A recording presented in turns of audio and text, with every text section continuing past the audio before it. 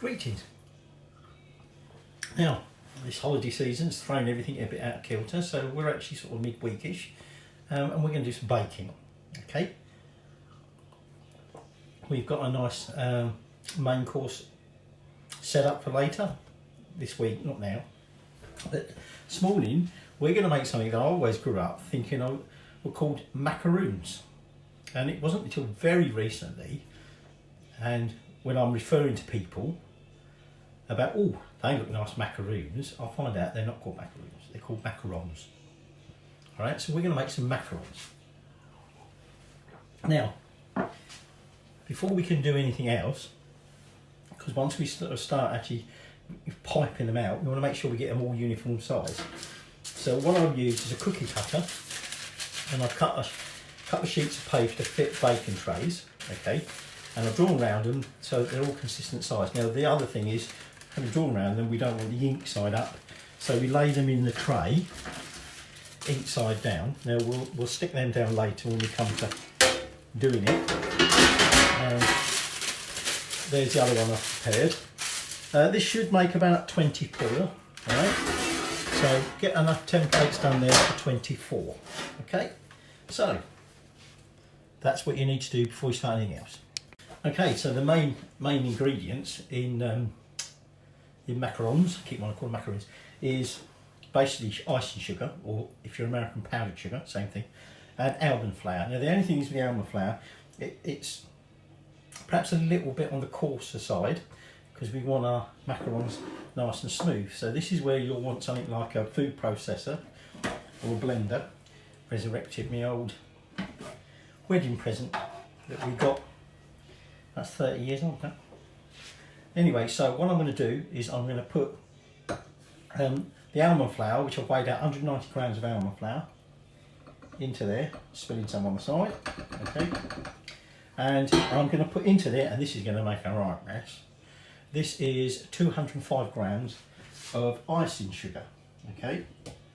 So we're going to try and slowly tip that in there. Now if you're using, I don't know actually if you can get the attachment on a stand mixer. Some of these stand mixers come with like a shield, and actually when you're mixing meringue, it's a good idea to put that on it, because we've got that icing sugar's light goes everywhere. So I'll put that in the processor, and what we're going to do is we're just going to pulse it about 15-16 times with the idea being, it's even leaking out underneath the lid. We don't want it like completely blitzed, but we want to try and just get that almond flour nice and smooth. So I'm going to finish blitzing it, and then you'll need a big bowl. You want a biggish bowl, because there's this going in and extra, alright, for this to go into. Okay, so that's given that a bit of a blitz. Okay, so what we're going to do now is we're going to tip that carefully into our mixing bowl. So if you feel it, you can feel that it's got a slight texture to it. Okay, that's what I mean by don't over blitz it, but it's a nice fine texture, and that'll make our macarons nice and smooth. Right, you also previously wanted to measure out some egg whites.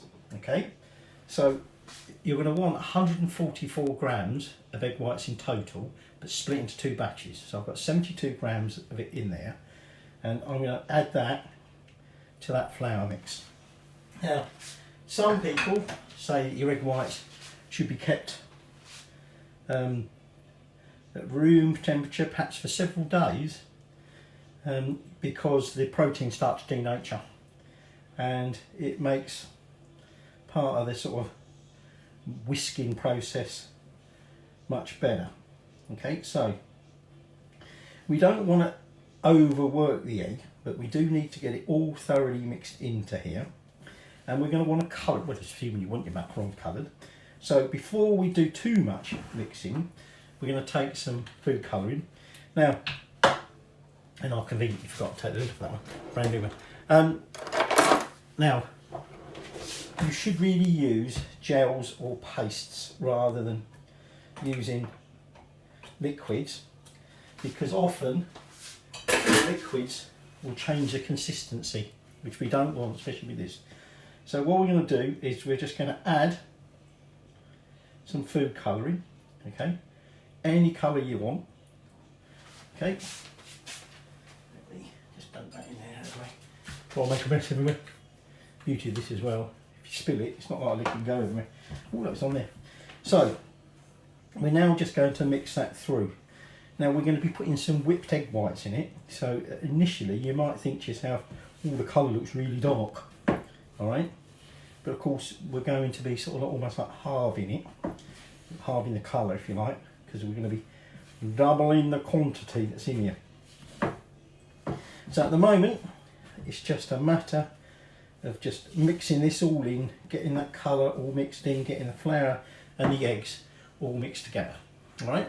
So when I've got it into like a paste, okay, a bit quite a stiff paste, that doesn't matter.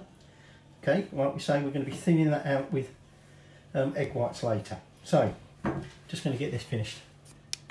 Okay, so you can see here, just about got this all mixed in.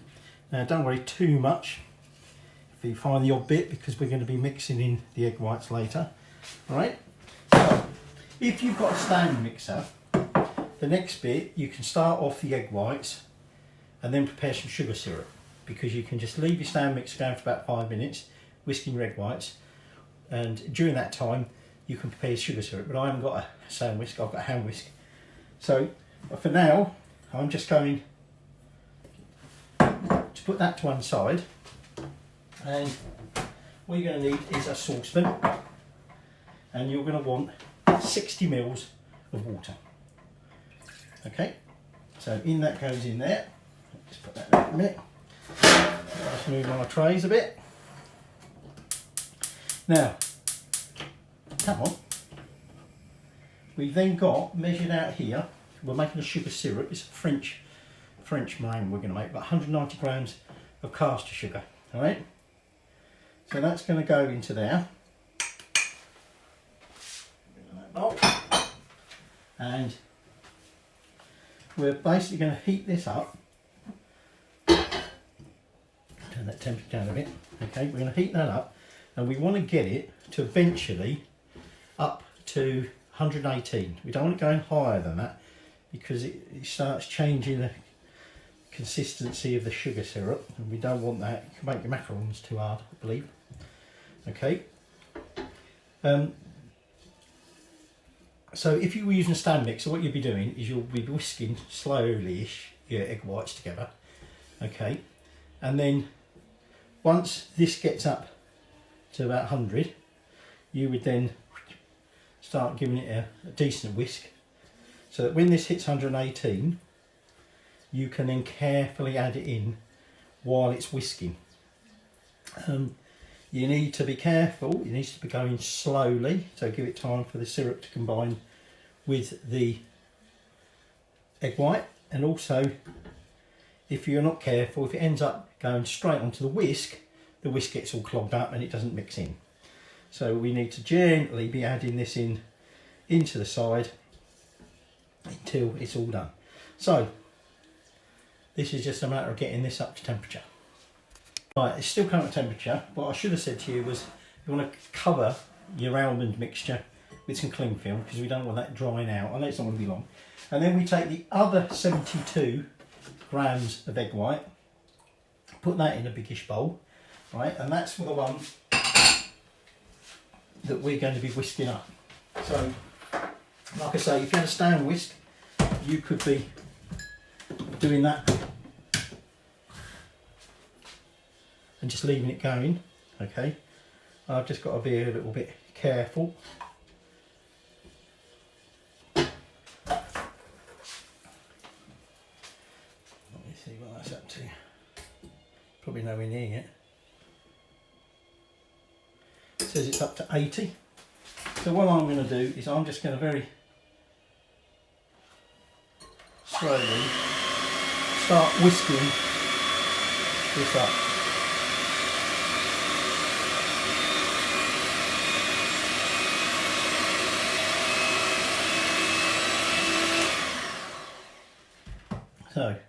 I'm just going to keep whisking that, keep my eye on the temperature of this, and then when we're ready to add it, we'll come back.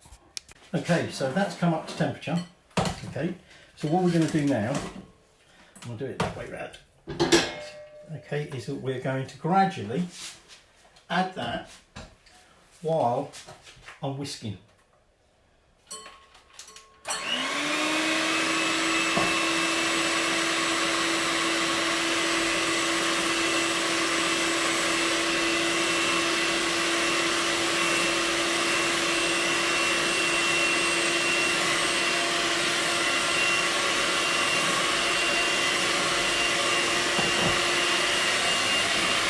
Right, that's all my syrup in, but we're now going to need to carry on whisking this for about 5 to 6 minutes as it cools down. So adding that hot syrup will help partly cook the egg whites, and it also just gives it a slightly different texture to the normal meringue.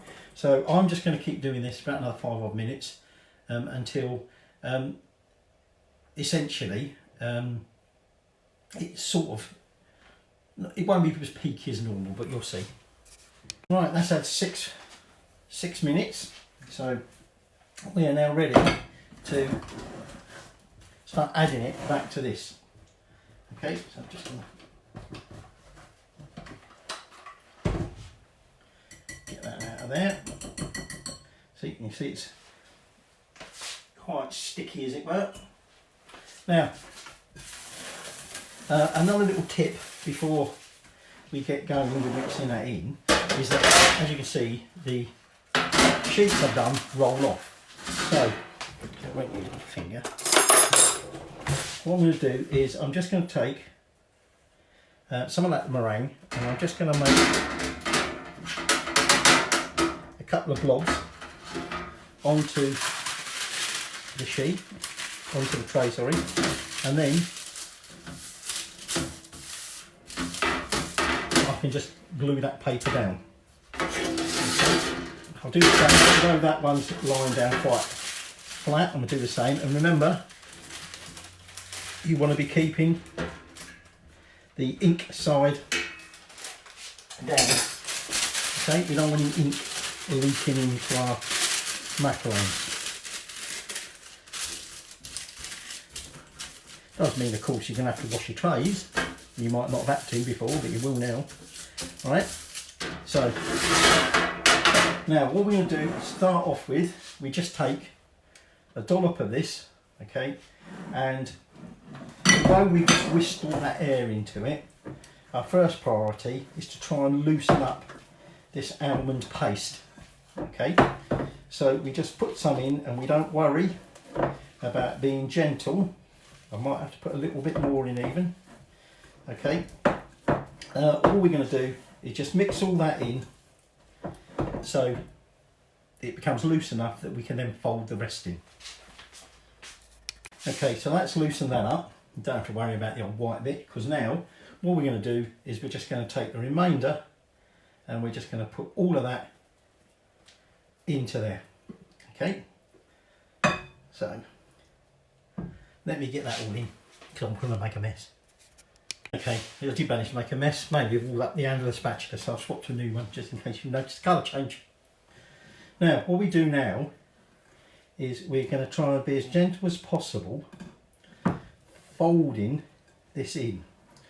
So, one of the tricks is to keep circling, and then every now and again, just run through the middle, okay? We just don't want, we want it all mixed in, but what we don't want is to knock all that air out. Okay, and at some point you want to dig deep and make sure you get all that paste off the bottom. Now, when it comes to piping this, it is quite a runny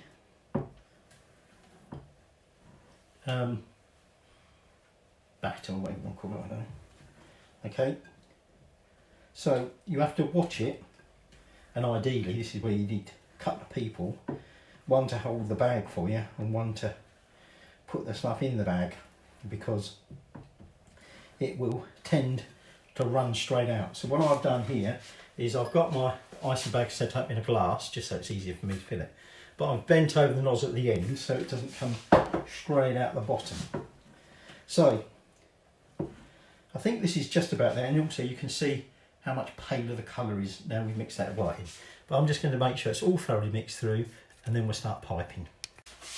Alright, so what I'm going to now do is transfer some of this into the icing bag. Now my icing bag isn't big enough for me to get all of that in there, so I might have to do this in batches. Okay, so it's just a matter of filling it up, and like I say, you can see how runny it is. I mean, ideally you want it a consistency, but when you pick it up it sort of ribbons off and stays for a little while where you can see the ribbons, if you like, which that just about is. Alright, so I'm just going to carry on getting it into my piping bag. And like I said, I wasn't going to get it all in there, so I'm going to lift that out and just get that down. Now, I've got my widest nozzle here. It's probably a bit on the small side, okay, but that don't matter.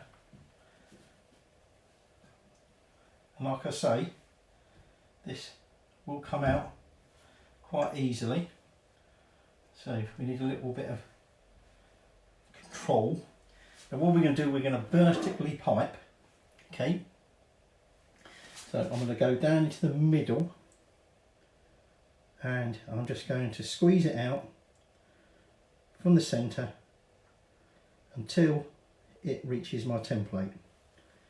Okay, don't worry about any little peaks at the moment, because we will be doing a little trick before, whoops, I wasn't paying attention, a little trick before we do anything else like cooking it.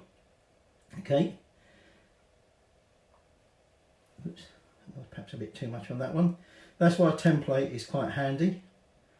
Okay, it makes sure they're all consistent, and we're going to be sandwiching these, so obviously we want them all the same size. So I'm just going to carry on piping the rest of this mixture until I've got it all used up. Okay, so that's them all piped. So our next thing we've got to do is get any air bubbles out. So what we do for that is we give it a good bang.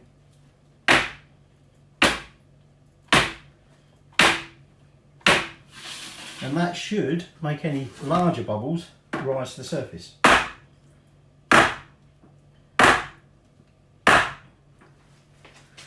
And then you will still see that there is the odd bubble. So what we do is we take a cocktail stick and we just lightly get rid of them bubbles, and we should be able to find that we can just smooth over the surface where them bubbles were. There's one. Excuse me. There's one there. So we don't actually want these cooking with the air bubbles in it. So I'm just going, there's a big one there. So I'm just going to go through and debubble. So that's them debubbled. I've got two that are running together, and these looks like they're going to run into each other. So you do need to make sure you've got space around them. I had to do an extra tray, and it was a bit rushed and a bit out of space. So what I've got here is some sprinkles, and all I'm going to do is just lightly sprinkle them on top. Now you might have noticed that so far I haven't mentioned about the oven, and that's because we don't put them straight into the oven. Okay, what we want to do is leave them really anything up to an hour, and what you should find is the surface starts to dry out a little bit and will sort of skin over, and that's what we want. Okay, we want it so that if we lightly touch it, we find it's not wet, as it were. Okay, obviously it's not going to dry out completely, and the idea of that is that when we then cook it, the surface will bake nice and smooth and hard, if you like. and the air trapped underneath, all them air bubbles from the whisked egg whites, they, I've got many on that one, been a bit tight on that one, they will then cause it to rise, but hopefully what should happen is to get the classic macaron shape. I have real trouble not saying macarons today. To get that classic shape, the air will force like the shell, if you like, on top, up and out from the sides. So, there's my, put these on that before I knock them over. Okay, and like I say, we're now going to leave them for at least 30 minutes, okay, just to dry out. And then during that time, towards the end of that, I'll be putting the oven on. The oven wants to be at 165, okay. I'm going to do it a little less because my fan oven overcooks, and then we're going to cook it for about 10 to 12 minutes, okay. So, catch you in a bit. Okay, these should be ready now. Yeah, so they're obviously slightly sticky, but they're not wet. Okay, so what we're going to do is I'm going to shove these in the oven, like I say, 165 for about 10 to 12 minutes. Okay, so I'm going to get these in and then we'll whip them out and check that they're ready. Okay, so that's the end of the cooking. Now some of them I've noticed since I checked on them earlier have now started to crack. That's probably because the oven was a bit too warm. But what we want to do is get these to cool down. So the best way of doing that is to slide the paper, and this is going to be a little bit tricky obviously because we glued it down, but we want to slide the paper off the tray, and then that will help stop it carry on cooking on the tray. So I'm just going to get these off onto the surface and we're going to let them cool, and then we're going to make the filling. Right, so they're out, got the papers off the trays, and we're just going to let them cool down. So then we're going to make a white chocolate ganache filling. So for that you're going to want some double cream, okay, 100 grams of that, and then I've got 300 grams of milk chocolate. So I'll chuck all that in there with that. And what we want to do now is melt that down. Okay, now it's up to you how you do it. I'm going to do it in the microwave, so I'm going to give it a minute, bring it out. If there's any white chocolate left, give it a blitz, perhaps 10-15 seconds, and keep doing that until it's all melted. Okay, so I'm just going to get this melted down. Right, so that's all melted. Okay, so I'm just going to give it a thorough mix together, and then we're going to let it stand for a few minutes on the sides just to cool a little bit, and at that point I'm then going to put it in the fridge for about 5 minutes. Now we're going to whisk this up, we want to get some air into it, and we're going to do this one by hand. Alright, so we're just going to let it cool now for a little bit, and then we'll come back for the whisking. Okay, so that's had a bit of a chill, so it's still a little bit warm at the minute, but what we're going to do now is we're now going to just put that over there for a minute, whisk this up. Okay, now it's going to be quite tricky because it's quite a stiff mixture. Okay, but it's probably easier to do this by hand actually than with a normal electric mixer. So we're just going to want to whip this up, okay, until it's a lot more fluffy, and then we can pipe it into our cooled macarons. So you don't want to see me doing this, so I'm going to finish it off. I've separated some of them, and where you can see I've top and tailed them so that we're going to put the ganache in and then lift the lid on and gently sandwich it between it. So this whipped up ganache, just going to put into the piping bag, okay, and then we'll get piping. Right, so that's the ganache into there. Get that out of the way a minute. And what we're going to do is, using the same nozzle that you used before to make macarons, we are just going to pipe a quantity into the centre of each one of the upturned ones. We want enough that when we put the lid on, as it were, it spreads out, and we just gently press it so it goes all the way to the edge. So I'm just going to get these and show you how we sandwich them, and then I can finish the rest off in my own time. So there we go. So we just lift the lids off, gently press down, whoops, sandwich that ganache in there, and there is our finished macarons. Okay, now they now want to go and get chilled for a couple of days in the fridge, but we might taste one in a minute when I finish some more. These are very nice. We've got the hardish outer shell, soft centre, the ganache which isn't quite set yet, and then the hard lumps of the sprinkles. Very nice. So here's a plate full of them there. Did have quite a lot of rejects, but what I've done, chucked them all in a bowl, used up the extra ganache, and it's a dessert. What more could you do? So there you go, macarons.